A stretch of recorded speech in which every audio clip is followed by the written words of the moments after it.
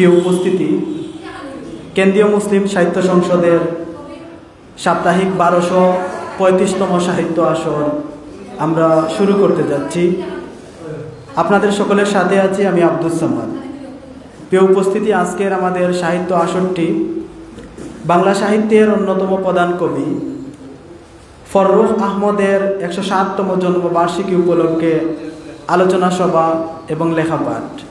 প্রিয় উপস্থিতি, এ পর্যায়ে আমি আজকের আসরের সভাপতিত্ব করার জন্য অনুরোধ করছি কেন্দ্রীয় মুসলিম সাহিত্য সংসদের সাহিত্য ও গবেষণা সম্পাদক, চরাকার ও কথা সাহিত্যিক কামরুল আলমকে। সভাপতির আসন গ্রহণ করার জন্য অনুরোধ করছি চরাকার ও কথা সাহিত্যিক কামরুল আলমকে।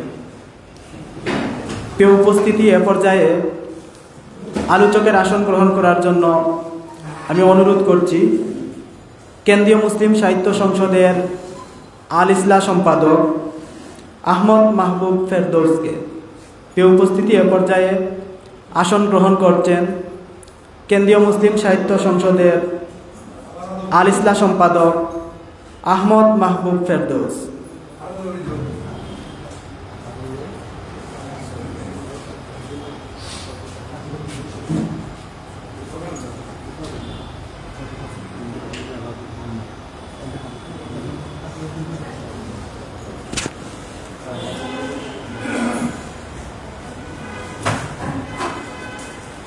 প্রিয় উপস্থিতি, এ পর্যায়ে আলোচকের আসন গ্রহণ করার জন্য আমি অনুরোধ করছি কেন্দ্রীয় মুসলিম সাহিত্য সংসদের কার্যকরী পরিষদ সদস্য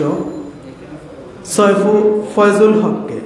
প্রিয় উপস্থিতি, এ পর্যায়ে আলোচকের আসন গ্রহণ করার জন্য আমি অনুরোধ করছি কেন্দ্রীয় মুসলিম সাহিত্য সংসদের কার্যকরী কমিটির সদস্য ফয়জুল হককে।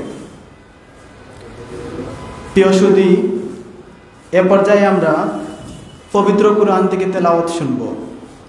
তেলাওয়াত নিয়ে আসার জন্য আমি অনুরোধ করছি হুসেইন হামিদকে।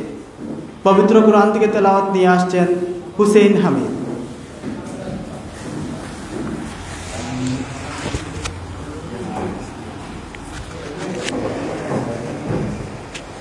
আসসালামু আলাইকুম ওয়া রাহমাতুল্লাহ।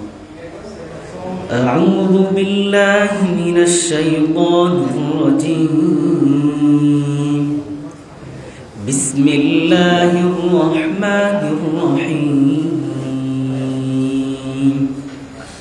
إنه لقول رسول كريم ذي قوة عند ذي العرش مكين مطاع ثم أمين وما صاحبكم بمجنون صدق الله العظيم.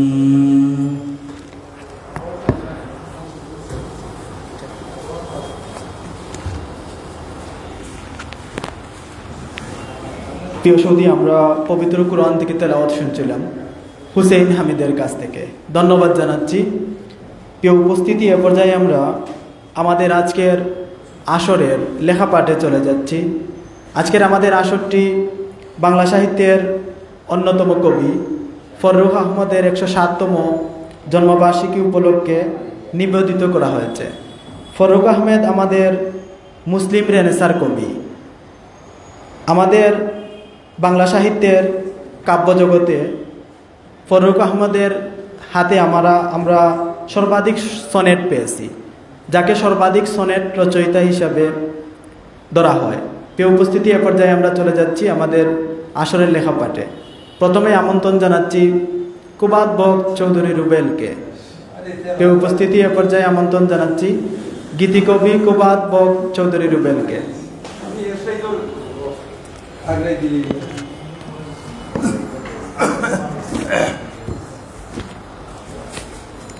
আসসালামু আলাইকুম রহমতুল্লাহি বারাকাত।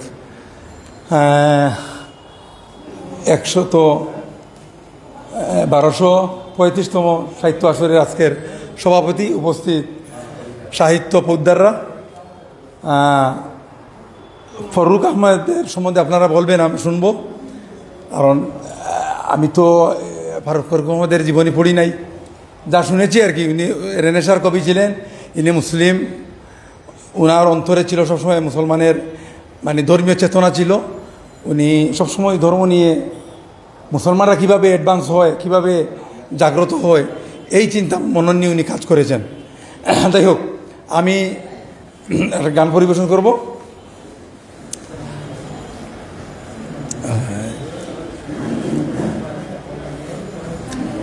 যতন করি রাখছি তোরে হৃদয়ে মাঝে লুকাইয়া, আমি ছাড়া কেউ ভাইতো নাই তুকাইয়া, তোরে আমি ছাড়া কেউ ভাইতো নাই তুকাইয়া।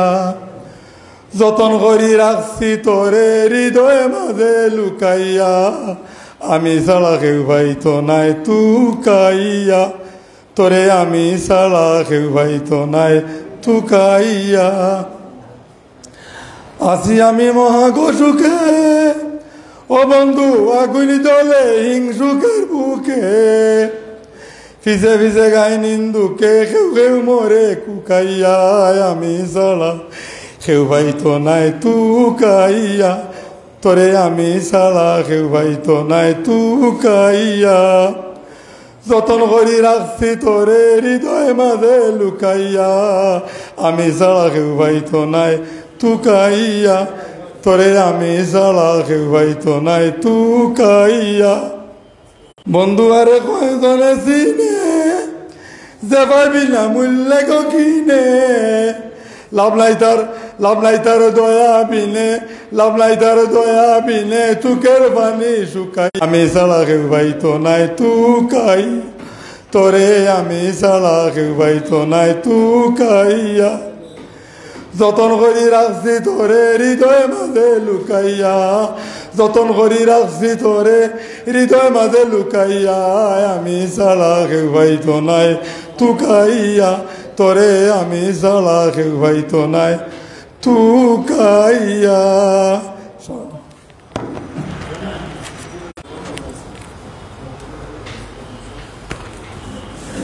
ধন্যবাদ জানাচ্ছি গীতিকবি কুবাত চৌধুরী রুবেলকে। প্রিয় উপস্থিতি, এ পর্যায়ে আমরা কবিতা শুনব। কবিতা নিয়ে আসার জন্য আমি অনুরোধ করছি এসপি শেবুলকে। প্রিয় উপস্থিতি, এ পর্যায়ে আমরা কবিতা শুনব কবি এসপি শেবুলের কাছ থেকে।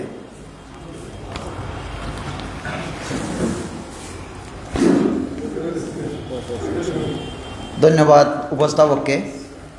আজকে কেন্দ্রীয় মুসলিম সাহিত্য সংসদের 1235তম সাহিত্য আসরে কবি ফরুক আহমদের জন্মবার্ষিকী উপলক্ষে আজকের আসরে উপস্থিত আছেন আমাদের আজকের আসরের সম্মানিত কামরুল আলম স্যার। আপনারা জানেন 17 বছর পর কেমুসাসে আমি অধিবেশনে খুব উদ্ভাসিতভাবে আজকে উপস্থিত হয়েছি। এতদিন ফেসিবাদের কারণে বা বিভিন্ন ঝামেলার কারণে আসতে পারিনি। তো আজকে যে জন্মদিন উপলক্ষে তো কবি ফরুক আহমদ স্মরণে একটি কবিতা পড়ছি।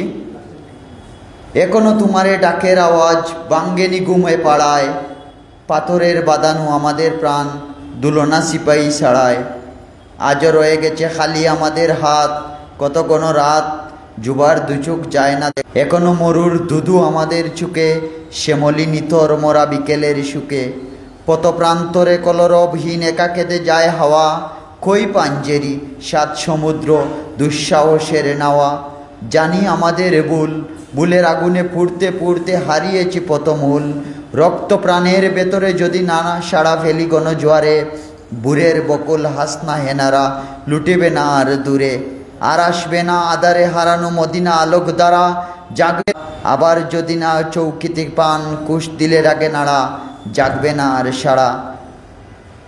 কবি ফরুক আহমদ স্মরণে এই কবিতাটি ছিল।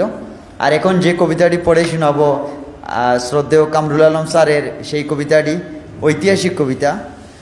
এখন থেকে 9 ঘন্টা আগে লিখেছেন।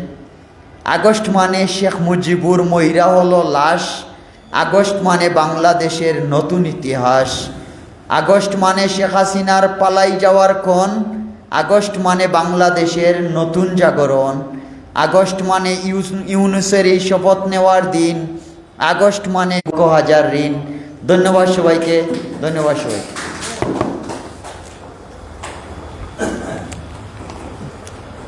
ধন্যবাদ জানাচ্ছি কবি এসপি শেবুলকে।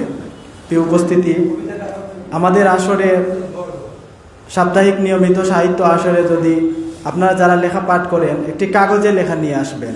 কবি এসপি শেবুল যদি কাগজে লেখাটা নিয়ে আসতেন তাহলে আমাদের আলোচকবৃন্দ আজকের যে বিষয়বস্তুর উপরে তিনি লিখে নিয়ে আসছিলেন আলোচনা করতে পারতেন, তার কবিতা নিয়ে পুঙ্খানুপুঙ্খ বিশ্লেষণ হতো কবিতা নিয়ে। ধন্যবাদ জানাচ্ছি। প্রিয় উপস্থিতি, এ পর্যায়ে আমরা প্রবন্ধ শুনব। প্রবন্ধ নিয়ে আসার জন্য আমি অনুরোধ করছি হুসেইন হামিদকে। এ পর্যায়ে আমরা প্রবন্ধ শুনব হুসেইন হামিদের কাছ থেকে।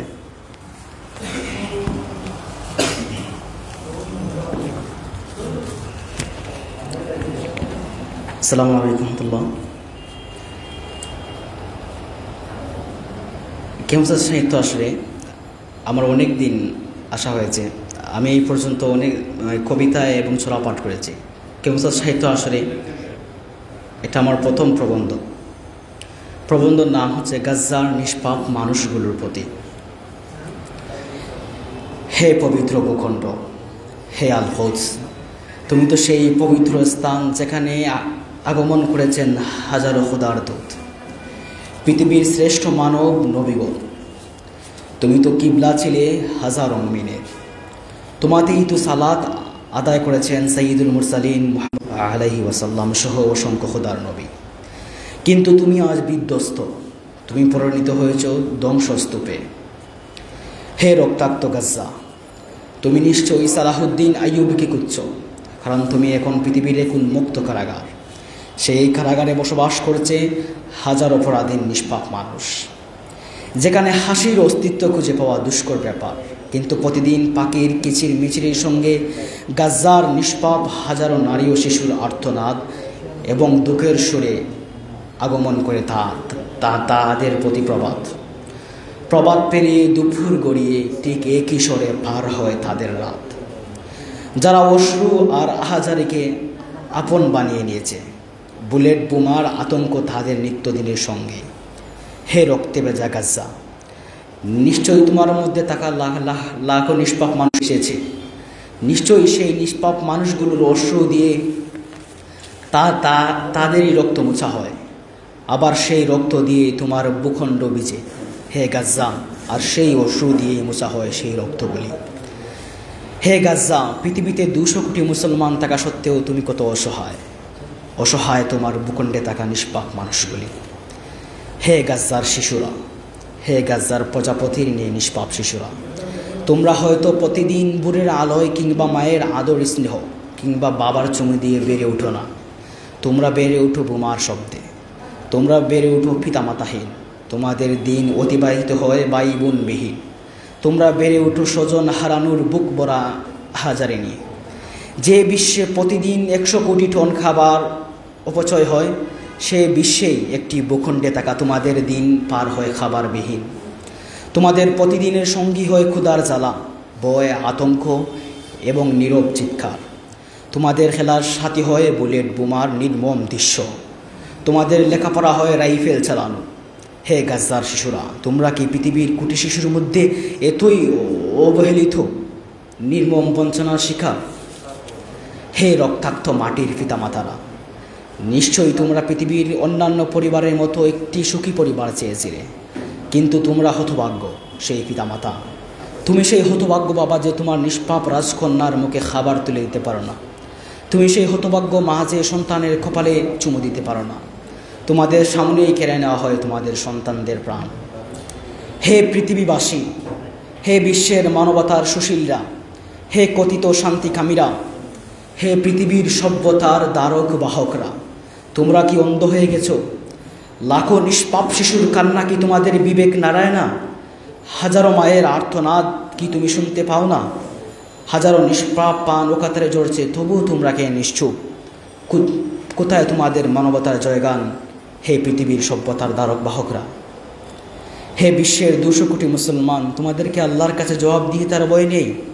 তোমরা কি আল্লাহর সম্মুখে দাঁড়াবে না কিয়ামতের ওই কঠিন দিনে? তবুও তোমরা তাদের জন্য কি করছো? হে গাজ্জাবাসী, আমি তোমাদের অনেক দূরে, আমি তোমাদের কোনো সাহায্য করতে পারছি না, তবুও আমার মন তোমাদের ওইখানেই পড়ে রয়েছে। তোমাদের কান্না আমার বুক চিরে হৃদয় গহীনে আঘাত করে, তোমাদের আর্তনাদের শব্দ আমাকেও কাঁদায়, তবুও আমি নির্বাক, আমি নিষ্ঠুর। হে গাজ্জাবাসী, নিশ্চয়ই একদিন বইবে মুক্তির জোয়ার, তোমাদের আকাশে উড়বে বিজয়ের পতাকা। নিশ্চয়ই একদিন লাখো নিষ্পাপ শিশুর রক্ত মাটির নিচে ফুটিয়ে তুলবে স্বাধীনতার ফুল। নিশ্চয়ই তোমাদের কোমলমতি শিশুরা শহীদ হয়ে সবুজ পাখি হয়ে উড়ে যায় জান্নাত পানে, ফেরেশতারা তাদের জান্নাতি খুশবু মাখান। নিশ্চয়ই তোমরা ন্যায়ের পথে রয়েছ, ইনশাআল্লাহ তোমরা বিজয়ী হবে, বাতিল মাথা নত করবে, ইনশাআল্লাহ আল্লাহর সাহায্যে বিজয় তোমাদের পদচুম্বন করবে। হে গাজ্জাবাসীর মালিক, তুমি ন্যায় বিচারের সূর্য উদিত করো, জালিমদের অনিবার্য পতন ঘটাও। হে গাজ্জাবাসীর মালিক, তুমি জালিমদের ধ্বংস করো। হে কাবার মালিক, তুমি তো গাজ্জারও মালিক, তুমি কুদসেরও মালিক, তুমি তাদের সাহায্য করো, তাদের রক্ষা করো। ধন্যবাদ সবাইকে।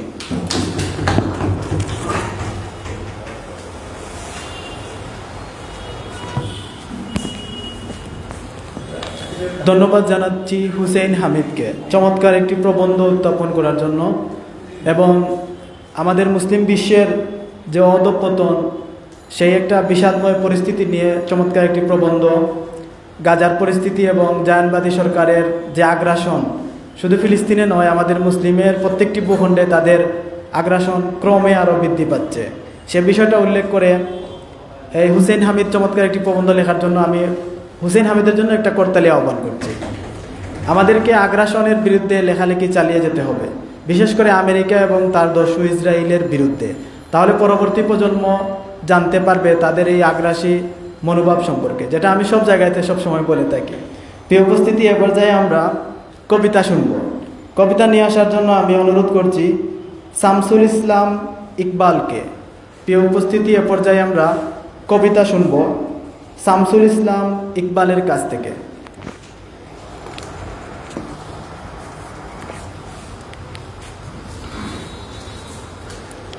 আসসালামু আলাইকুম মানিত্তাবাল হুদা। প্রাণের কেমন আছে, অনেকদিন পরে আসতে পেরে নিজেকে খুব ভালো লাগতেছে। এক সময় সিলেট আলিয়া জালালপুর আলিয়া মাদ্রাসা পড়ার সময় প্রায় 20 বছর আগে নিয়মিত প্রায় আসা হতো। তো সেই স্মৃতি স্মরণ করে আমি সামান্য একটু লিখেছি, গুণীজনটা আপনারা এটা মূল্যায়ন করবেন। আমার কবিতা বা ছড়াই বলি, এটা শিরোনামই কেমুসাস। কেমুসাস, প্রাণের কেমুসাস, এসেছি অনেক দিন পরে, কবি ফররুখ আহমদ স্মরণে সাপ্তাহিক আসরে। যেখানে নবীন প্রবীণ গুণীদের কথা শুনতাম মন দিয়ে, শিখতাম আমি ছড়া কবিতা জ্ঞানীজন থেকে নিয়ে। বৃহস্পতিবার হলে মনে বয়ে যেত এক জ্বর, আসতেই হবে বসতেই হবে কবিদের এই গড়। রাগিব মজনু অফিদের সাথে কাটত সময় সুরে বাঁধা কণ্ঠে, শাহ সুয়েল সেই বন্ধু আমার, পুলাকি যায় এই হৃদয় মন্থে। ধন্যবাদ সবাইকে।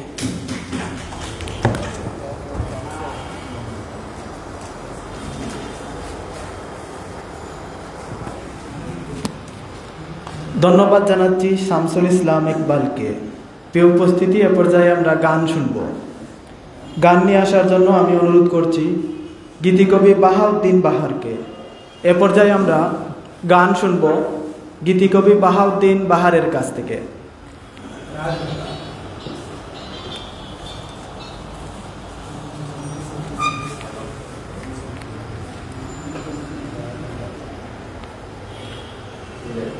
বিসমিল্লাহির রহমানির রহিম। বাংলা সাহিত্যের নতুন প্রধান কবি ফখরুল আহমদের 107তম জন্মবার্ষিকী উপলক্ষে আজকের সাহিত্য আড্ডার সম্মানিত সভাপতি, সামনে উপস্থিত আমার প্রিয় ভাই বোনেরা, আসসালামু আলাইকুম রহমতুল্লাহ। আমি একটি গান গাইতে চেষ্টা করব, যে গানটি গাইছেন প্রয়াত কণ্ঠশিল্পী আব্দুল জব্বার সাহেব।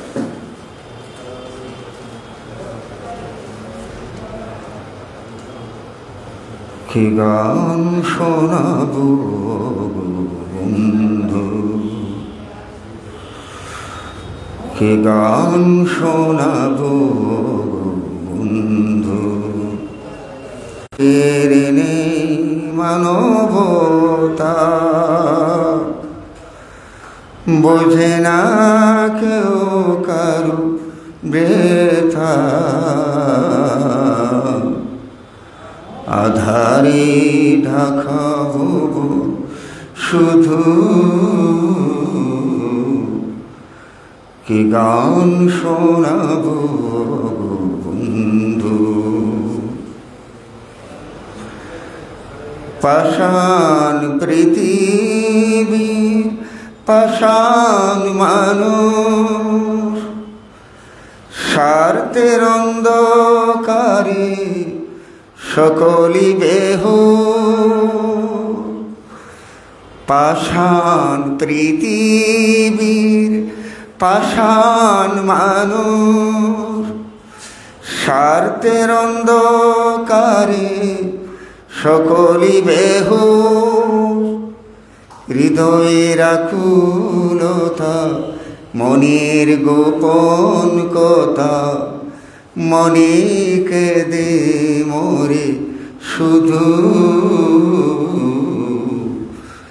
কি গান শোনাবো বন্ধু।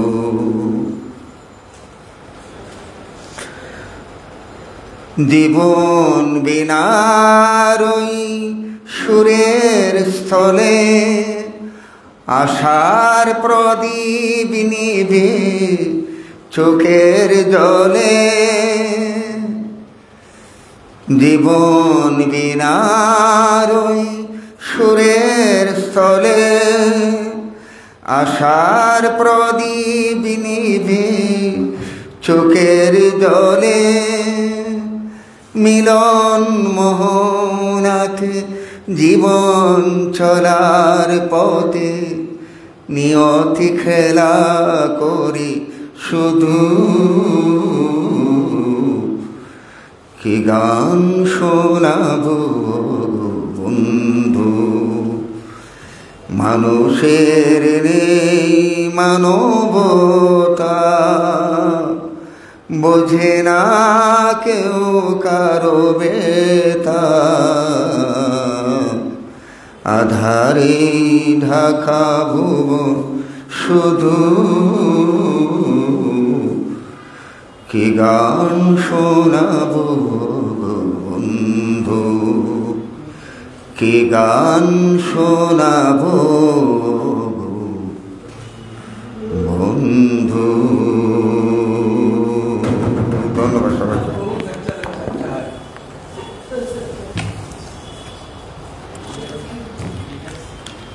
ধন্যবাদ জানাচ্ছি গীতিকবি বাহাউদ্দিন বাহারকে।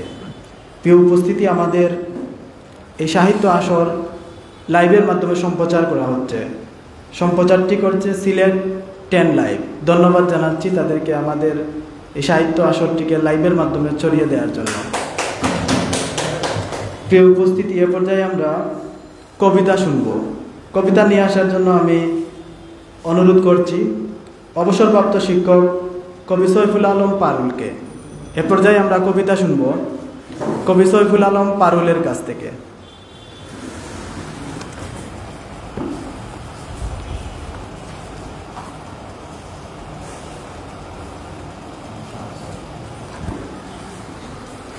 ধন্যবাদ সঞ্চালক। আজকের এই সাহিত্য আসরের শ্রদ্ধাভাজন সভাপতি, উপস্থিত প্রধান অতিথি ও আলোচকবৃন্দ, আমার সাহিত্যের গুণীজন, সবার প্রতি শ্রদ্ধা শুভেচ্ছা রেখে আমাকে বলা হয়েছে কবিতা। আমি কিন্তু একটি নিবন্ধ ফরুক আহমদের উপর নিয়ে এসেছি এবং নিবন্ধটি আমি এখন পাঠ করব।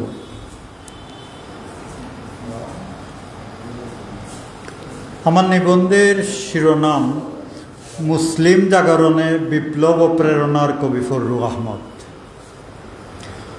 মুসলিম রেনেসার কবি হিসাবে তিনি অধিক পরিচিত, কারণ তার কবিতা তৎকালীন বাংলার অধপতিত মুসলিম সমাজের পুনর্জাগরণের অনুপ্রেরণা যোগায়। দুর্ভিক্ষ পীড়িত মানুষের হাহাকার, আর্তনাদ, অনাহার ক্লিষ্টের করুণ পরিণতি, সমকালের সংকট, জরাগ্রস্ত বাস্তবতা এবং সাম্প্রদায়িকতার হিংস্রতা দেখে তিনি দগ্ধ। আর এ সকল অসঙ্গতি তাকে সাহিত্য সাধনায় অনুপ্রেরণা যোগায়। বলছি প্রখ্যাত কবি ফররুখ আহমদের কথা। আধুনিক বাংলা কবিতার অন্যতম শ্রেষ্ঠ কবি। বিংশ শতাব্দীর এই কবি ইসলামী ভাবধারার বাহক হলেও তার কবিতা প্রকরণ কৌশল, শব্দচয়ন ও বাক প্রতিমা অন্যান্য বৈশিষ্ট্যের সমুজ্জ্বল। আধুনিকতার নানা সৌকর্য তার কবিতায় পরিব্যাপ্ত। কাব্যগ্রন্থ সাত সাগরের মাঝিতে কবি বলেছেন, রাত পোহাবার কত দেরি পাঞ্জেরি, এখনো তোমার আসমান বড় মেঘে, সে তারা হেলাল এখনো উঠেনি জেগে, তুমি মাছ তুলে আমি দাঁড় ঠানি বলে, অসীম কুয়াশা যাকে শূন্যতা গেরি। এমনই অসংখ্য জনপ্রিয় কালজয়ী কবিতার জনক কবি ফররুখ আহমদ।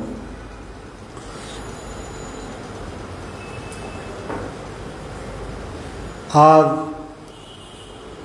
কবি ফররুখ আহমদের 107তম জন্মবার্ষিকী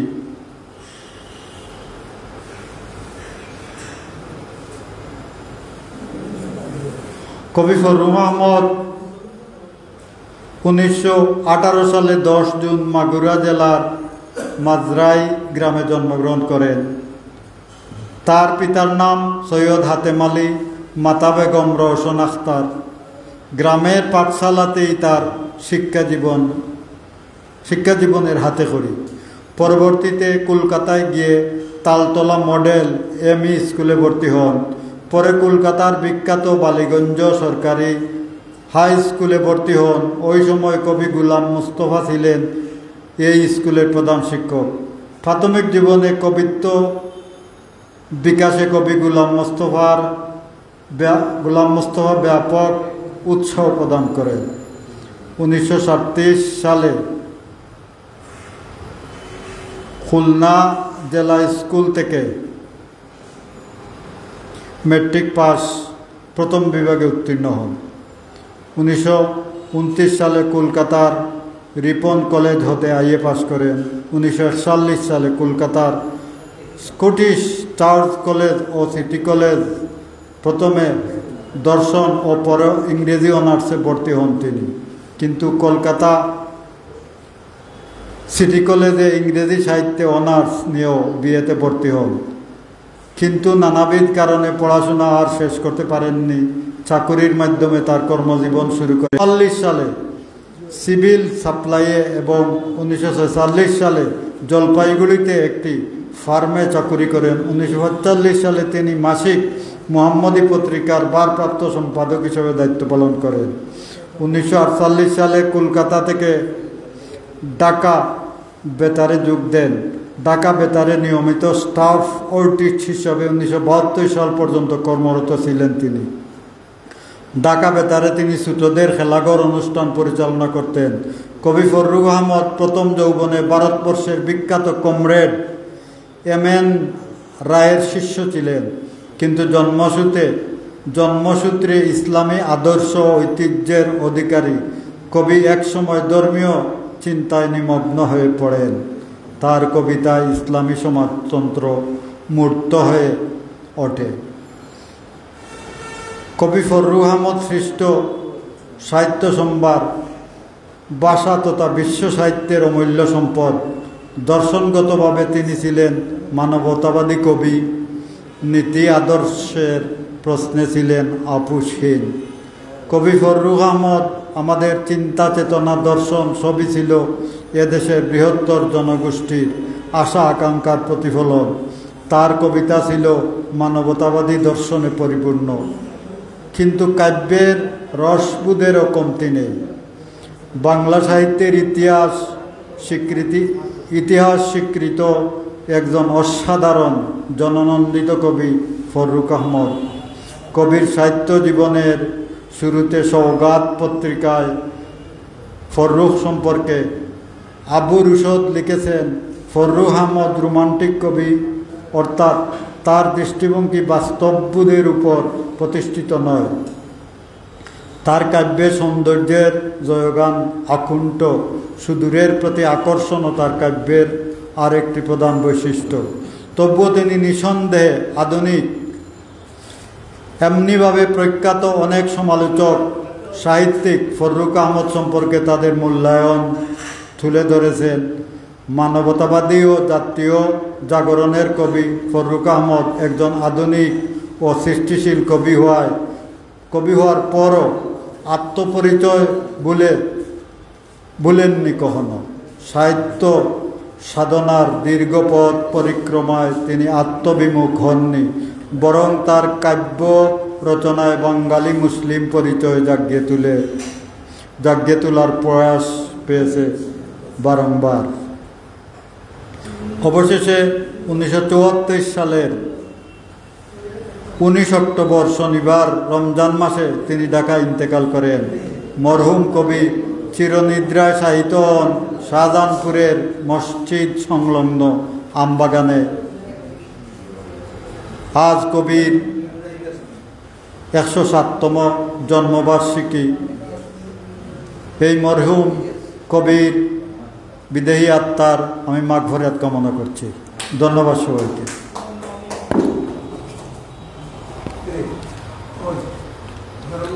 ধন্যবাদ জানাচ্ছি অবসরপ্রাপ্ত শিক্ষক কবি সৈফুল আলম পারুলকে। আজকের আমাদের মুসলিম সমাজের রেনেসার কবি ফররুখ আহমদের 107তম জন্মবার্ষিকী উপলক্ষে আলোচনা সভার এই প্রেক্ষাপটে উনি একটি প্রবন্ধ উত্থাপন করেছেন। ওনার জন্য একটি হাততালি আহ্বান করছি। প্রিয় উপস্থিতি, আমাদের ইসলামী জাগরণের কবি ফররুখ আহমদের বিখ্যাত কাব্যগ্রন্থ হচ্ছে সাত সাগরের মাঝি এবং সিরাজান মুনিরা। তৎকালীন সমাজে অনগ্রসর মুসলিম সমাজের এই কবি ছিলেন দিকপাল। প্রিয় উপস্থিতি, এ পর্যায়ে আমরা শুভেচ্ছা বক্তব্য শুনব। শুভেচ্ছা বক্তব্য নিয়ে আসার জন্য আমি অনুরোধ করছি কবি মাহফুজ জুহাকে। প্রিয় উপস্থিতি, এ পর্যায়ে আমরা কবি মাহফুজ জুহার কাছ থেকে শুভেচ্ছা বক্তব্য শুনব।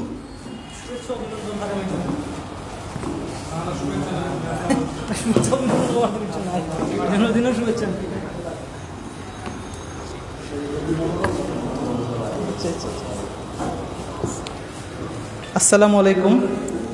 বাংলাদেশের শিল্প সাহিত্যের প্রধানতম পাদপীঠ মুসলিম সাহিত্য সংসদ কর্তৃক আয়োজিত আজকের এই 1235তম ঐতিহাসিক সাহিত্য আসর, যদিও কালের বিবর্তনে এই সাহিত্য আসরটি বিমূর্ষ হয়ে যাচ্ছে, এবং সাথে হচ্ছে ইসলামী রেনেসার কবি ফররুখ আহমেদের 107তম জন্মবার্ষিকীর আলোচনা।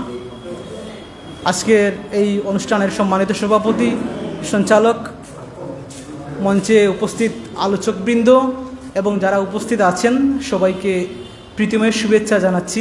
যেহেতু শুভেচ্ছা বক্তব্য, ফররুখ আহমেদ বাংলা সাহিত্যের একজন প্রধান দিকপাল কবি। আমরা তাকে অভিহিত করি মুসলিম রেনেসার কবি, অর্থাৎ ওই সময়ে মুসলিম জাগরণের জন্য তার মতো করে এত জাগরণীর গান আর কেউ গান নেই। তার লেখায়, তার সাহিত্যে মুসলিম জাগরণের বার্তাই তিনি আমাদের দিয়েছেন। এই প্রসঙ্গে নিবন্ধ পাঠ করেছেন সাইফুল আলম পারুল। চমৎকার সে নিবন্ধে ফররুখ আহমদের আদপান্ত সব কিছুই সংক্ষেপে উঠে এসেছে। আরও এ বিষয়ে আলোচকবৃন্দ বক্তব্য রাখবেন, আমি সেদিকে যাচ্ছি না। আমি একটি লেখা পাঠ করেই আমার কথা শেষ করছি। যে লেখাটি পাঠ করছি সেটি শিরোনাম হচ্ছে প্রত্যাশার পারদ। আমরা সবাই চা পান করতে করতে কবিতা শুনতে পারি। ঠুটে নাগরিক সভ্যতা নামক একটি প্রগাঢ় বিশুদ্ধ চুম্বন সুসেনিক সব দূষিত অতীত, মন খারাপের অশুদ্ধ দিনলিপি, ফ্যাসিস্টের সকল চূন্য মুছে যাক। যারা অর্থ কিংবা অন্যান্য সুবিধার বিনিময়ে তাদের পুনর্বাসনে ব্যস্ত, তাদেরও সকল অসুখ দূরীভূত হোক।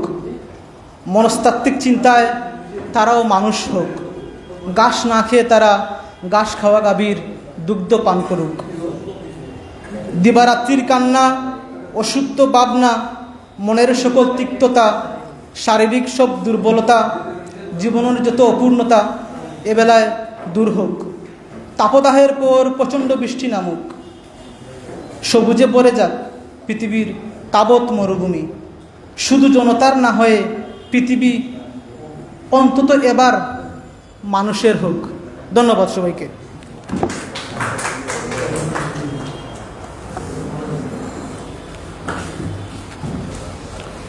ধন্যবাদ জানাচ্ছি কবি মাহফুজ জোহারকে।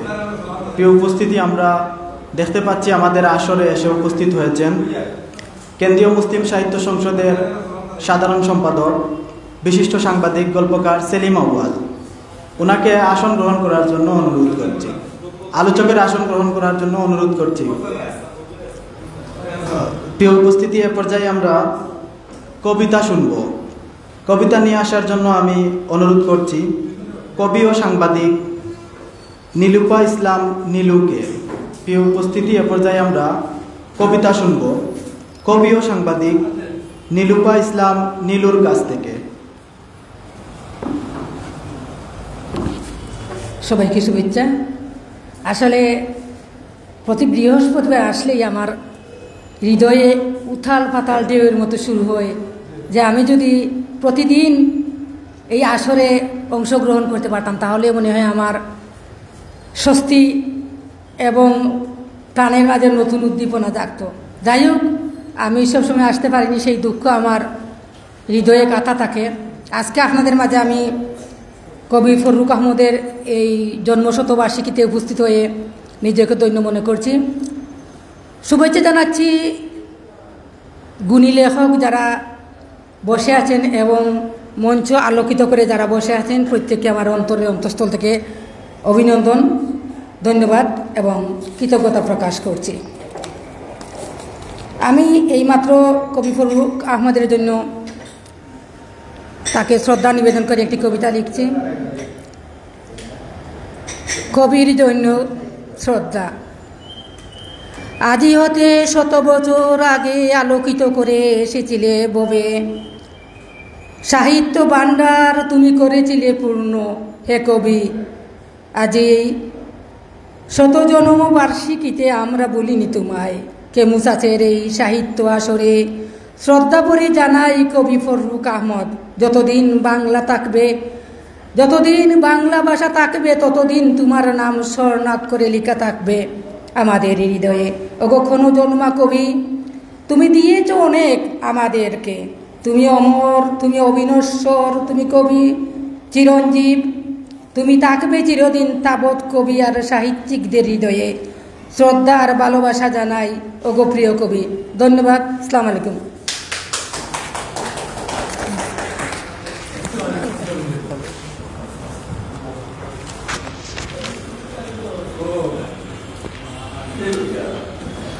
ধন্যবাদ জানাচ্ছি কবি নীলুফা ইসলাম নীলুকে। প্রিয় উপস্থিতি, এ পর্যায়ে আমি আমার একটি চড়া আবৃত্তি করার চেষ্টা করছি। চড়াটির নাম হচ্ছে, আজকের আমাদের সাহিত্য আসর ইসলামী রেনেসার কবি ফররুক আহমদের 107তম জন্মবার্ষিকী উপলক্ষে সেই ফররুক আহমদকে নিবেদিত করে আমার এই চড়াটি লেখা। চড়াটির নাম হচ্ছে ফাল্গুনে হয় পড়া। বাংলা কাব্যে সনেট লিখেন সর্বাধিক যে তিনি, ইসলামী বাব দ্বারার বাহক কাব্যগুণে চিনি। ইসলামী বাব কাব্যে আনেন ছন্দ অলঙ্কারে, শব্দচয়ন মুগ্ধ করে পড়তে বারে বারে। শ্রেষ্ঠ কাব্য তার সাহিত্যে 7 সাগরের মাঝি, পাঞ্জেরিতে পত্তা সাজে কাটবে আদার আজি। মরু মক্কার চুকের মণি সত্যদীপ্ত নবী, কাব্যে এমন শব্দ লিখেন জাগরণের কবি।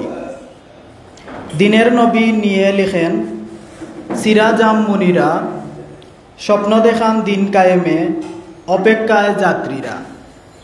বিখ্যাত যে তার কবিতা, নামটা বৃষ্টির ছড়া, নতুন লেখা ছড়ার আসর, ফাল্গুনে হয় পড়া। প্রিয় উপস্থিতি, এ পর্যায়ে আমরা আলোচনা শুনব। আলোচনা নিয়ে আসার জন্য আমি অনুরোধ করছি কেন্দ্রীয় মুসলিম সাহিত্য সংসদের কার্যকরী কমিটির সদস্য কবি মোহাম্মদ ফয়জুল হককে। প্রিয় উপস্থিতি, এ পর্যায়ে আমরা আলোচনা শুনব কবি মোহাম্মদ ফয়জুল হকের কাছ থেকে।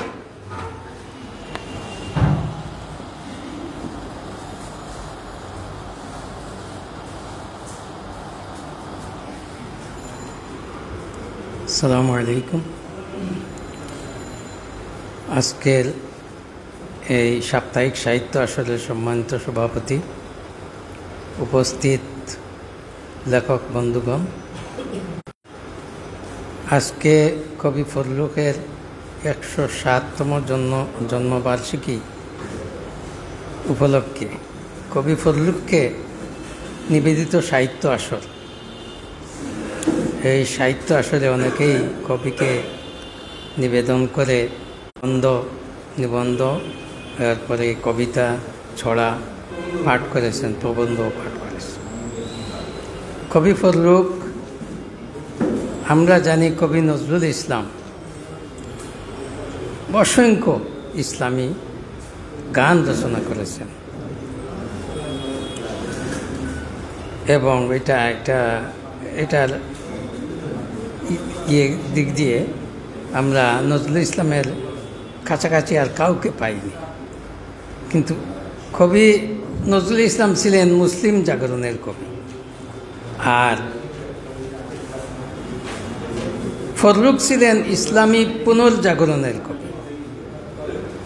কবি নজরুলের সাহিত্যে বিভিন্ন দিক আছে, কিছু বিচ্যুতিও আছে, যেগুলা আমাদের ধর্মীয় অঙ্গনে সমালোচনার দাবি রাখে।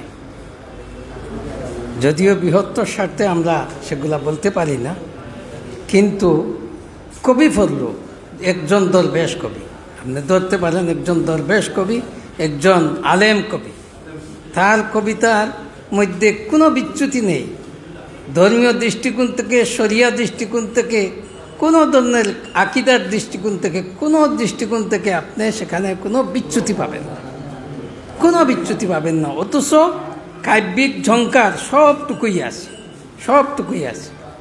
তার এক একটা কবিতার শক্তি এত বেশি, ডাহুক নিয়ে তিনি যে কবিতা লিখলেন, এত শক্তিশালী কবিতা। সিরাজাম মুনিরা, সাত সাগরের মাঝি, তিনি এই যে ইসলামী পুনর্জাগরণের যে এই ধারাটা তিনি সৃষ্টি করলেন বাংলা সাহিত্যে, তিনি প্রথম ব্যক্তি, প্রথম কবি। তিনি এই দ্বারায় আমরা আরও অনেক কবিকে পাই। যেমন কয়েকদিন আগে আমাদের সিলেটের এক নক্ষত্রতুল্য কবি মুকুল চৌধুরী, তারই সেই অনুসারী কবি আফজাল চৌধুরী, এই ধারাবাহিকতায়, বিশ্বাসের ধারাবাহিকতায় এরা তাদের সবটুকুন লেখালেখি, সবটুকুন তাদের কোনো, যেমন কবি ফজলুকের লেখালেখিতে কোনো বিচ্যুতি নাই, তার জীবনের কোনো চালচলনেও কোনো ধরনের বিচ্যুতি নাই।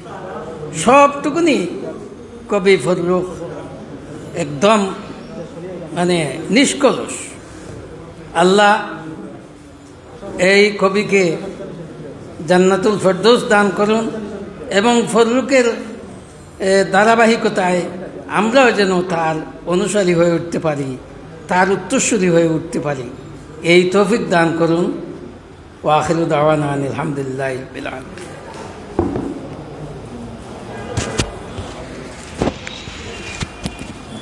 প্রিয় উপস্থিতি, আমরা বক্তব্য শুনছিলাম কবি মোহাম্মদ ফয়জুল হকের কাছ থেকে। এ পর্যায়ে আলোচনা নিয়ে আসার জন্য আমি অনুরোধ করছি কেন্দ্রীয় মুসলিম সাহিত্য সংসদের আল ইসলাহ সম্পাদক শাহজালাল বিজ্ঞান ও প্রযুক্তি বিশ্ববিদ্যালয়ের পরিকল্পনা ও উন্নয়ন পরিচালক আহমদ মাহবুব ফেরদৌসকে। এ পর্যায়ে আমরা আলোচনা শুনব শাহজালাল বিজ্ঞান ও প্রযুক্তি বিশ্ববিদ্যালয়ের পরিকল্পনা উন্নয়ন পরিচালক আহমদ মাহবুব ফেরদৌসের কাছ থেকে।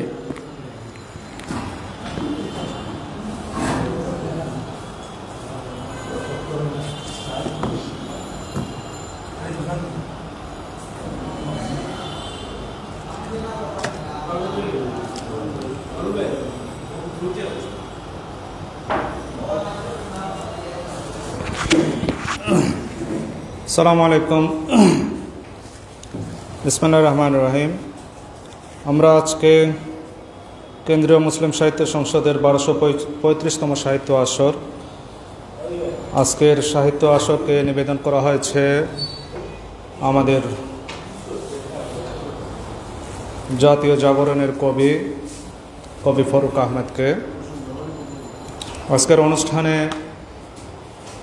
বরাবরের মতোই সভাপতিত্ব করছেন আমাদের একান্ত প্রিয় সিলেটের বিশিষ্ট ছড়াকার প্রভাষক জনাব কামরুল আলম।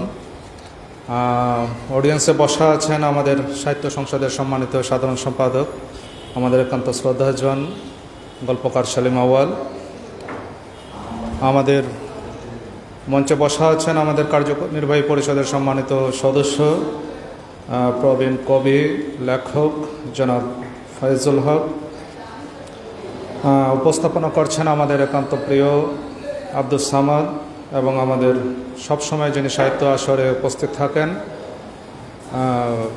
অবসরপ্রাপ্ত শিক্ষক, মানুষ গড়ার কারিগর জনাব সাইফুল আলম পারুল সহ লেখক বন্ধুগণ।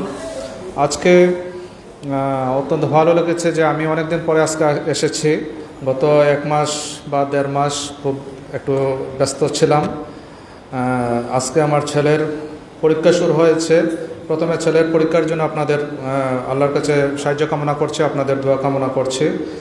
দেখলাম যে প্রথম পরীক্ষা শেষ হয়েছে, আর কবি ফারুকের প্রোগ্রাম এটা তো আসলে কোনোভাবেই মিস দেওয়া, অনুপস্থিত থাকা, এটা আমাদের কবি ফারুকের প্রতি অনেকটা অবমাননাই হবে। তো সন্ধ্যার সাথে সাথেই বৃষ্টি চলে আসলো। একটু আশাহত হয়েছিলাম যে হয়তো আসতে পারবো কিনা। যাক, আল্লাহর শুকরিয়া যে আসতে পেরেছে, সেজন্য আল্লাহর শুকরিয়া আদায় করছি আলহামদুলিল্লাহ। একটি লেখা আমাদের সম্ভবত দরগা মাদ্রাসার ছাত্র, একসময় জুবায়ের নাবিল ছিলেন, সাহিত্য আসরে সবসময় আসতেন। নাবিলের লেখাও খুব ভালো ছিল। মোহাম্মদ হুসাইন হামিদ, আপনি পৃথিবীর সবচেয়ে এখন যে রাজনৈতিকভাবে, ধর্মীয়ভাবে সব দিক দিকেই সবচেয়ে আলোচিত, সবচেয়ে নির্যাতিত যে আমাদের মুসলিম সমাজ, সেই সমাজ নিয়ে তিনি লিখেছেন। বিশেষ করে গাজার মুসলমানদেরকে তিনি লিখেছেন। তার লেখাটা গাজা নিয়ে আমরা সবাই জানি, একেবারে আবাল বৃদ্ধ বনিতা সবাই আমরা জানি যে আজকে গাজা একেবারে ধ্বংসস্তূপে পরিণত হয়েছে।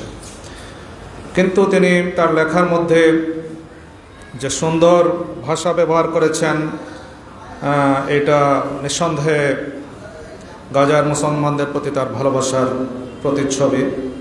তিনি বলেছেন আল কুদসের কথা, যেখানে আল্লাহর অনেক দূত এসেছেন। তিনি লিখেছেন আল্লাহ রসুল যেখানে সালাত আদায় করেছেন, তিনি বলেছেন যে আজকের গাজাবাসী হয়তো সালাউদ্দিন আইয়ুবকে খুঁজছে।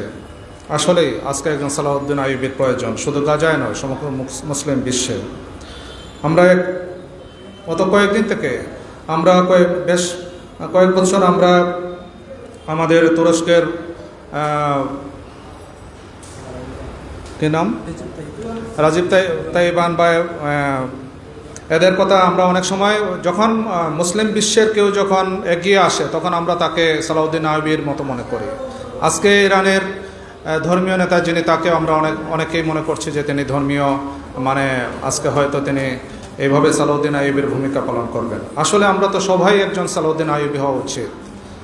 আমরা একজন মুসলমান হিসাবে আজকে বিশ্ব কেন, আমার দেশই তো নির্যাতিত, আমার পাশের দেশ আজকে রক্তাক্ত, আমার পাশের দেশের মসজিদগুলো, শত শত হাজার হাজার বছরের পুরাতন মসজিদগুলো আজকে ভেঙে চুরমার হয়ে যাচ্ছে। আজকে তো আমাদেরও প্রয়োজন একজন সালাউদ্দিন আইয়ুবী হওয়ার। তো আমি হোসেন হামিদকে ধন্যবাদ জানাই তার এই অনুভূতি প্রকাশের জন্য। অত্যন্ত সুন্দরভাবে তিনি বলেছেন যে পৃথিবীতে এখন 200 কোটি মুসলমান। আসলে কি আমরা সবাই মুসলমান? আমরা এটা আমাদের নিজেকে আত্মসমালোচনা করা উচিত, আমরা আসলে সত্যিকার অর্থে মুসলমান কিনা। তিনি আরেকটি বিষয় তার লেখার মধ্যে তুলে ধরেছেন যে তিনি জবাবদিহিতার কথা বলেছেন, যে আসলে তো একদিন আমাদেরকে জবাবদিহি করতে হবে। শুধুমাত্র আমরা যদি মনে করি যে আমরা কোথা থেকে আসলাম, কোথায় আসলাম এবং কোথায় যাব, এই 3টা প্রশ্ন যদি আমরা সব সময় নিজেকে পর্যালোচনার মধ্যে নিয়ে আসি এবং একদিন যেখানে আমরা যাব সেখানে আল্লাহর জবাবদিহির সম্মুখীন আমাদেরকে হতে হবে, এই ফিলিংসটা যদি আমরা প্রত্যেক মুসলমান যদি আমরা এইটাকে যদি সব সময় আমরা ধারণ করি, তাহলে কিন্তু আমরা প্রত্যেকে একজন সালাউদ্দিন আইয়ুবীর ভূমিকা পালন করতে হবে। এবং তিনি বলেছেন যে একদিন মুক্তির জোয়ার আসবেই, বিজয়ের পতাকা উড্ডীন হবেই ইনশাল্লাহ। ইনশাল্লাহ মুসলিম বিশ্ব এটা তো আল্লাহরই ঘোষণা, একদিন আমরা আবারও পৃথিবী মুসলিম শাসক দ্বারা শাসিত হবে। পৃথিবীর প্রত্যেকটি প্রান্তে আল্লাহর বিজয় পতাকা, কোরআনের বিজয় পতাকা ইনশাল্লাহ উড্ডীন হবে। ধন্যবাদ আপনাকে জনাব হোসেন সাজ্জাদ হামিদকে। আপনি তো সম্ভবত দরগা মাদ্রাসার ছাত্র নাকি? জি, মাশাআল্লাহ, আপনাকে ধন্যবাদ। শামসুল ইসলাম ইকবাল, তিনি বিশ্বনাথে বাড়ি, ওসমানীনগরের মাদার বাজার ফাজিল মাদ্রাসায় তিনি পড়াশোনা সহকারী অধ্যাপক হিসাবে কর্মরত। তিনি ক্যামুসাসের সাহিত্য আসর নিয়ে তিনি লিখেছেন। তিনি যে বিষয়টা তুলে ধরেছেন যে তিনি লিখেছেন, শিখতাম আমি ছড়া কবিতা জ্ঞানীজন থেকে নিয়ে। আরেকটা বলেছেন যে আসতেই হবে বসতেই হবে কবিদের এই ঘরে। এই যে বিষয়, এই যে একটা লাইন বা 2টা লাইন, আমরা তো আজকে শুধু পাঠ করার জন্য আসি, আসলে কি আমরা শেখার জন্য আসি? আমরা যদি শেখার জন্য আসতাম তাহলে আমাদের সাহিত্য আসর অবশ্যই আরও জমজমাট হতো এবং হবে ইনশাল্লাহ। আজকে এই যে হুসাইন হামিদ আসছেন, আজকে যদি এই সাহিত্য আসর না হতো তাহলে হুসাইন হামিদ তো এখানে আসতেন না, এইভাবে তার প্রতিভা বিকশিত হতো না। তো আমি শামসুল ইসলাম ইকবালকে ধন্যবাদ জানাই। তিনি তার আবেগের কথা বলেছেন, তিনি রাগিব ভাইয়ের কথা বলেছেন, মজনু ভাইয়ের কথা বলেছেন, অপি ভাইদের কথা বলেছেন, তার বন্ধু ফ্রান্সে অবস্থানরত শাহ সোহেলের কথা বলেছেন। এভাবেই আমাদের ইতিহাস ঐতিহ্য আমরা যেন ধারণ করতে পারি, আমরাও যেন ইতিহাসের সাক্ষী হতে পারি, সেই আহ্বান আমি আপনাদের কাছে রাখছি। আমাদের যে প্রজন্ম, বর্তমান যে প্রজন্ম, সেই প্রজন্মকে যদি আমরা এভাবেই নিয়ে আসতে পারি তাহলে আমাদের সাহিত্য চর্চা, আমাদের দায়িত্ব আমরা পালন করতে পারব। আজকে আমি বলি যে আমাদের ছোট্ট একজন মানুষ, অনেক সময় আমরা যারা ছোট্ট বলতে আমরা যাদেরকে অবহেলা করি অথবা আমাদের কোনো স্টাফকে অনেক সময় আমরা মনে করি যে সে তো আমাদের অনেক ছোট, আমি অনেক বড়। আজকে আমার একজন স্টাফ আমাকে যে একটা পরামর্শ দিয়েছে, আজকে আমরা ডিসেম্বরের জুলাই বিপ্লব হলো, সেই জুলাই বিপ্লব নিয়ে আমরা আল ইসলাহ বের করতে চাচ্ছি। সে আমাকে খুব সুন্দর একটা পরামর্শ দিয়েছে যে আমরা তো শুধু পেপারে দেই অথবা আমরা ফেসবুকে দেই অথবা আমরা সবাইকে আহ্বান করি বিভিন্ন সোশ্যাল মিডিয়ার মাধ্যমে যে আমরা লেখা আহ্বান করি।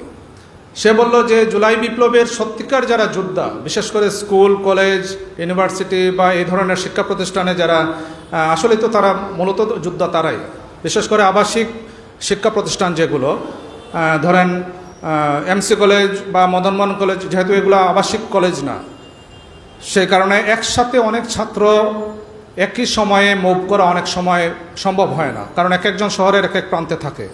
কিন্তু মেডিকেল কলেজ ধরেন বা বিশ্ববিদ্যালয়গুলো ধরেন, এখানে আবাসিক ছাত্র কমপক্ষে এট এ টাইম 500-600 আবাসিক ছাত্র থাকে। তো মূলত বাংলাদেশে প্রথম থেকেই বা আন্দোলনটা জমে উঠেছিল আবাসিক ছাত্রদের মাধ্যমে। শিক্ষা প্রতিষ্ঠানের জাস্ট আমি একটা পয়েন্ট বলছি, নিঃসন্দেহে সকলেই এটার অংশীদার।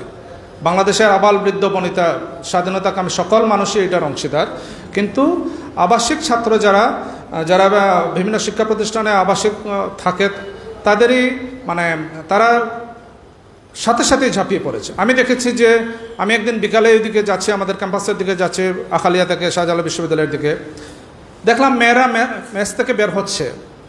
শর্মা বা তপবন আবাসিক এলাকায় বিভিন্ন মেস রয়েছে, সেই মেস থেকে মেয়েরা বের হচ্ছে, সাথে জাস্ট একটা লাঠির মতো একটা বস্তু। এখন একটা মেয়ে, যে মেয়ে, আমাদের সকলের তো ছেলে মেয়ে রয়েছে, যে মেয়ে দেখা যাচ্ছে যে কোনোদিনই সে ভালো করে তার নাস্তাটাও সে বানাতে পারে না, সেই মেয়ে স্বাধীনতার জন্য, গণতন্ত্রে থাকার জন্য, আমাদের কথা বলার জন্য সে হয়তো তার বাড়ি চট্টগ্রাম, হয়তো তার বাড়ি কুমিল্লা, রাজশাহী বা বাংলাদেশের বিভিন্ন জায়গায়, সে সিলেটে আসছে, একটা মেসে থাকে, মেসের সামনে যে লাঠি পেয়েছে সে লাঠি নিয়ে এসে বের হয়ে চলে আসছে। তো আমি যে কথা বলছিলাম যে আমাদের একজন ছোট্ট একজন মানুষ আজকে আমাকে পরামর্শ দিয়েছে যে স্কুল কলেজের যে ছাত্রীরা তারা যদি আমাদের আল ইসলাতে লেখা দেয়, তারা যদি জুলাই বিপ্লব নিয়ে লেখা দেয়, তাহলে সেটাই হচ্ছে আসলে মানে প্রকৃত কথাগুলো বের হয়ে আসবে। আমার মিসেস একটা স্কুলে জব করেন, আমি তাকে বলি নাই, তিনি আমার মিসেস, আবার তিনি আমার ফেসবুক ফ্রেন্ডও। আমি যেহেতু ফেসবুকে দিয়েছি, তিনি এইটা তার স্কুলের ছাত্রীদেরকে, গার্লস স্কুল, তিনি তার স্কুলের ছাত্রীদেরকে সম্ভবত শেয়ার করেছেন বা বলেছেন। তিনি ওই স্কুলের 4টা মেয়ে অত্যন্ত সুন্দর লেখা দিয়েছে। এটা তো আমরা অনেক সময় আমরা কল্পনাও আনি নাই। তো আমি এটাই আমি আজকে আপনাদেরকে অনুরোধ করব যে আমরা কোনো না কোনোভাবে সিলেট শহরের বিভিন্ন স্কুল এবং প্রতিষ্ঠানের সাথে আমরা সম্পৃক্ত বা পরিচিত। আমাদের ছাত্রদেরকে যদি, স্কুলের শিক্ষকদেরকে যদি, কলেজের শিক্ষকদেরকে যদি আমরা এই সমস্ত আসরে যদি নিয়ে আসতে পারি, তাহলে দেখা যাবে যে আমাদের আসরগুলো জমজমাট হবে এবং শিক্ষণীয় হবে। আমি চেষ্টা করেছি, আমি যখন সাহিত্য এবং গবেষণা সম্পাদক ছিলাম, তখন আমি চেষ্টা করেছি বিশ্ববিদ্যালয়ের বিভিন্ন শিক্ষকদেরকে এনে একাডেমিক ডিসকাশন করার চেষ্টা করেছি, কিন্তু অনেকটাই সফল হয় নাই। এই কারণে যে যাদেরকে আমি শেখাতে চাচ্ছি, শিক্ষার্থী যারা, তারা তো ওইভাবে আসছে না। তো আমি আমাদের সকলেরই দায়িত্ব যে আমরা যদি এইভাবে চেষ্টা করি, তাহলে দেখা যাবে যে আমাদের এই সাহিত্য আসর জমজমাট হবে। আজকে কবি ফররুকের সেলিম আউয়াল ভাই আমাদের মূল হয়তো কথা রাখবেন যে কবি ফররুক, যে আমি ফররুককে তো দেখি নাই, তিনি 74 ইন্তেকাল করেছেন। আমরা ফররুককে দেখেছি, ফয়জুল ভাই বলেছেন যে কবি মুকুল চৌধুরীর অবয়ব, মানে মুকুল ভাইয়ের চেহারাতে আমরা তার লেখনীতে ফখরুলের অবয়ব দেখেছি। আমরা কবি মতিউর রহমান মল্লিককে দেখেছি, মতিউর রহমান মল্লিকের আমরা সাহিত্য, আমরা এখনো গান আমরা এখনো দেখি। আমরা একেবারে যেটা বলেছেন যে তিনি ছিলেন একজন দরবেশ কবি। আসলেই কবি ফররুক আহমদ একজন দরবেশ কবি। তিনি কোনো লোভ লালসা কিছুর সাথে জড়িত ছিলেন না। তিনি একেবারে ছোট্ট চাকুরি, আইজি প্রিজনের অফিসে একজন স্টাফ হিসেবে তার কর্মজীবন শুরু করেছিলেন। তিনি যে রচনা করে, আমরা তো বলি তাকে ইসলামী রেনেসার কবি। এখানে কথা আসছে যে তিনি যে সনেট লিখেছেন, আমরা হাতেম তাই বা আমরা হাতেম তাই এখন দোকান দেখে, কিন্তু হাতেম তাই যে তার কবিতা, সেই বিষয়টা তো আমরা অনেকেই ওইভাবে আমরা জানি না, মনে করি যে হাতেম তাই তো একটা দোকানের নাম। তো এইভাবে কবি ফররুকের যে সাহিত্য, তার যে অবদান, তার যে স্যাক্রিফাইস, তিনি তো অনেক কষ্ট করে ইন্তেকাল করেছেন এবং রমাদান মাসে তিনি ইন্তেকাল করেছেন। আল্লাহ তাকে কবুল করেছেন নিঃসন্দেহে। তো আজকে তার সাহিত্য নিয়ে আলোচনা হবে। আমি কথা বলার জন্য রাত 9টা 20 বাজে। আমি অনুরোধ করব, দোয়া করি যে আমরা যেন কবি ফররুকের সাহিত্য নিয়ে আমরা চর্চা করি। বাংলাদেশে এখন পর্যন্ত যেভাবে কবি ফররুকের সাহিত্য নিয়ে চর্চা হওয়ার কথা, এর 1 ভাগও সম্ভবত হয় না। আমাদের বিশ্ববিদ্যালয়েও সিলেবাসে কবি ফররুকের স্থান নেই। দেখবেন বাংলাদেশের অধিকাংশ বিশ্ববিদ্যালয় যেখানে গবেষণা হওয়ার কথা, সেখানে গবেষণা হচ্ছে না, তার অস্তিত্বই নেই। এই দাবি আমরা তুলতে হবে। আর আমরা আজকে পরিশেষে কবি ফররুকের রুহের মাগফিরাত কামনা করছি। আল্লাহ যেন তাকে বেহেশতের সর্বোচ্চ মাকাম দান করেন। এই আহ্বানটাকে আমার কথা শেষ করছি। আসসালামু আলাইকুম ওয়া রাহমাতুল্লাহি ওয়া বারাকাতুহু।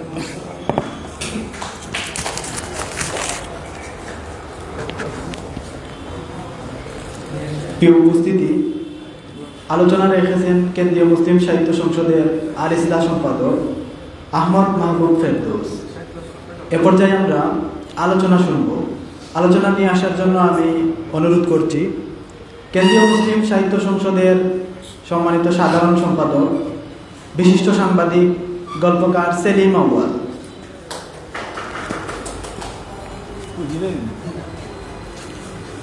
আসসালামু আলাইকুম।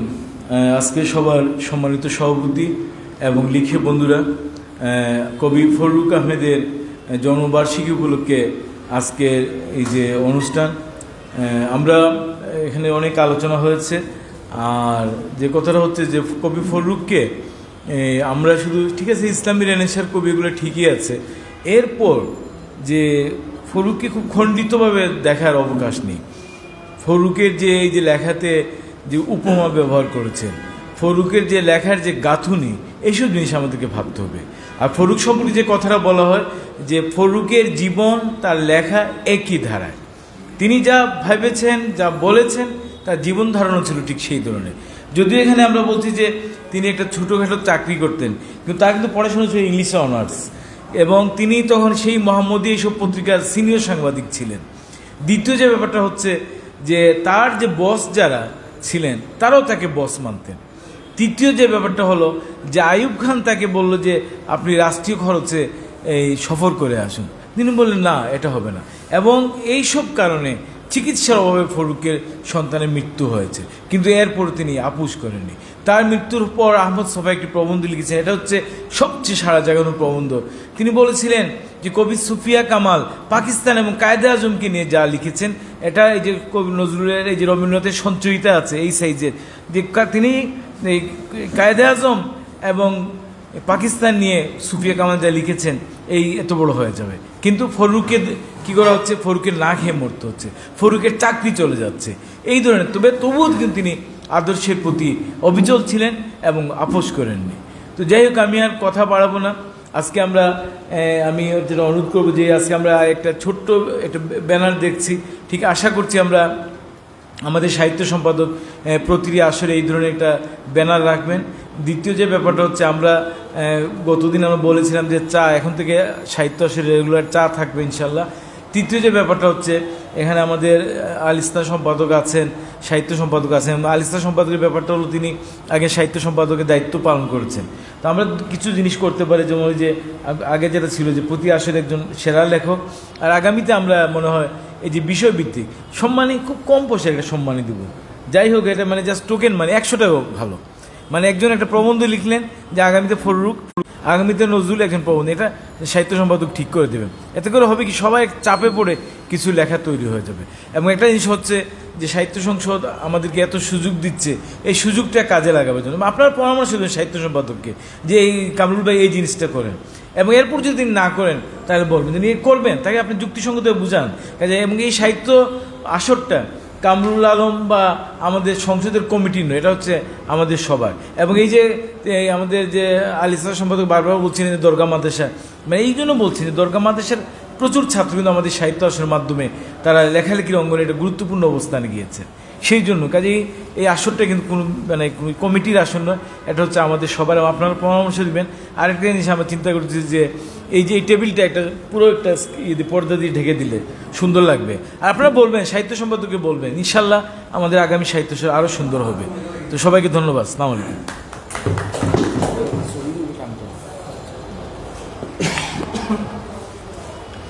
উপস্থিতি, আলোচনা রেখেছেন কেন্দ্রীয় মুসলিম সাহিত্য সংসদের সম্মানিত সাধারণ সম্পাদক, বিশিষ্ট সাংবাদিক, গল্পকার সেলিম আউয়াল। প্রিয় উপস্থিতি, আমরা আমাদের আসরের শেষ পর্যায়ে চলে এসেছি। এ পর্যায়ে আমরা সভাপতির বক্তব্য শুনব। সভাপতির বক্তব্য নিয়ে আসার জন্য আমি অনুরোধ করছি কেন্দ্রীয় মুসলিম সাহিত্য সংসদের সাহিত্য গবেষণা সম্পাদক, চরাকার, প্রভাষক কামরুল আলম।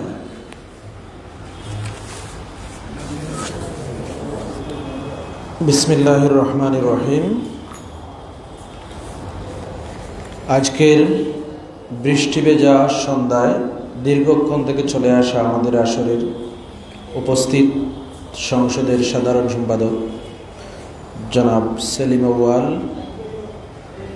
মঞ্চে উপস্থিত সংসদের কার্যকরী পরিষদের সদস্য কবি মোহাম্মদ ফয়জুল হক, আল ইসলাহ সম্পাদক, সাবেক সাহিত্য গবেষণা সম্পাদক আহমদ মাহবুব ফেরদৌস, অবসরপ্রাপ্ত প্রধান শিক্ষক কবি সৈফুল আলম পারুল সহ সবাইকে শুভেচ্ছা জানাচ্ছি।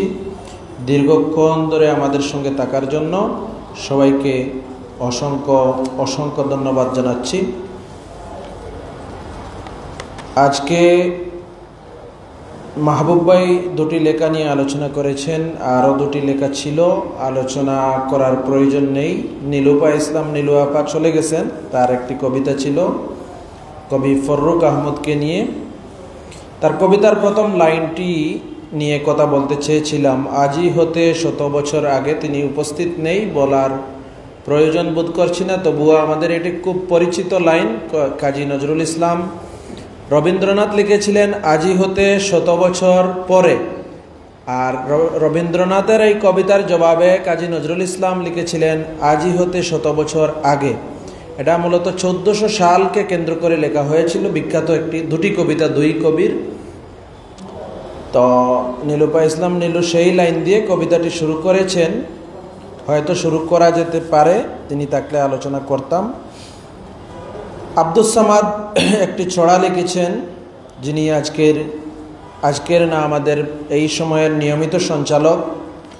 ছড়ায় তার হাত ধীরে ধীরে পোক্ত হচ্ছে। তিনি লিখেছেন কবি ফররুক আহমদকে নিয়ে, ফাল্গুনে হয় পড়া। সময়োপযোগী লেখা লিখতে পারাটা হচ্ছে একটা বড় অর্জন। সব সময় সব লেখা তৈরি করা যায় না, যখন যেটা সামনে আসে। আমি লক্ষ্য করেছি আব্দুস সামাদ, আমরা আসর যখন যাকে নিয়ে আমরা আসর করি, যে বিষয়কে আমরা নির্ধারণ করি, তিনি সেই বিষয়কে নিয়ে একটি ছড়া লিখে নিয়ে আসেন। এটা আমাদের প্রত্যেকেরই করা উচিত।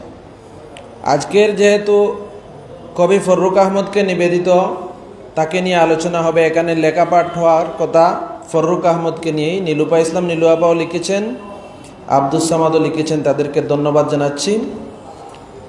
আর সভাপতির বক্তব্য দীর্ঘ করার সুযোগ নেই। এখানে ফররুক আহমদকে নিয়ে অনেক কথা হয়েছে। একটি প্রবন্ধ পাঠ করেছেন সৈফুল আলম পারুল ভাই, সেখান থেকে জীবনী আমরা জানতে পেরেছি। আমাদের মাহবুব ভাই আলোচনা করেছেন, সেলিম ভাই আলোচনা করেছেন। ফররুক আহমদের বিষয়ে একটি কথা সেলিম ভাইও উল্লেখ করেছেন, যেটা হচ্ছে তিনি যে আদর্শে বিশ্বাস করতেন, সেই আদর্শ তার ব্যক্তি জীবনে তিনি সব সময় পালন করতেন। এমনকি বলা হয়েছে যে তার অফিস থেকে একটি আলপিনও তিনি নিয়ে তার ব্যক্তিগত কাজে ব্যয় করতেন না। এতটাই সৎ ছিলেন, এত সৎ ছিলেন যে তার ব্যাপারে সবাই বলেছে তিনি সততার পরীক্ষায় তিনি সম্পূর্ণ উত্তীর্ণ ছিলেন।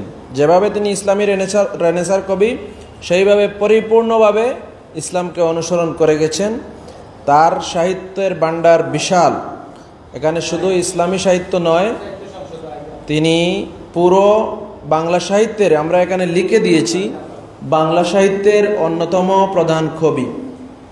যেভাবে রবীন্দ্রনাথ একজন বড় কবি, প্রধান কবি, যেভাবে নজরুল একজন বড় কবি, প্রধান কবি, যেভাবে মাইকেল মধুসূদন দত্ত একজন বড় কবি, প্রধান কবি, যেভাবে জীবনানন্দ দাশ একজন বড় কবি, প্রধান কবি, ঠিক সেভাবেই ফররুক আহমদও বাংলা সাহিত্যের একজন অন্যতম প্রধান কবি। তার সাহিত্যে, তার কবিতায় ইসলামী চেতনা, ইসলামী জাগরণ স্পষ্ট হয়েছে। এটা তার একটা দিক, ইসলামী রেনেসার কবি। কিন্তু তিনি শুধুমাত্র ইসলামী রেনেসার কবি নন, তিনি একজন প্রকৃত মানবতার কবি। আমি আর কথা বাড়াচ্ছি না, সবাইকে সাহিত্য আসরে নিয়মিত আসার জন্য ধন্যবাদ জানাচ্ছি। যারা আজকে নতুন এসেছেন, লাইভ 10 চ্যানেলটি আমাদেরকে লাইভ করছে, তাদেরকে, আর নিয়মিত সবাই আসবেন। আমাদের একজন ভাই এসেছেন, আশরাফুল ইসলাম সম্ভবত, না শামসুল ভাই এসেছেন। তিনি 20 বছর আগে সম্ভবত এসেছিলেন, আমার মনে পড়ছে না তখন পরিচয় হয়েছিল কিনা। নতুন করে পরিচয় হলো, নিয়মিত আসবেন। ধন্যবাদ জানাচ্ছি সবাইকে। আজকের আসরের কার্যক্রম এখানেই সমাপ্ত। আসসালামু আলাইকুম।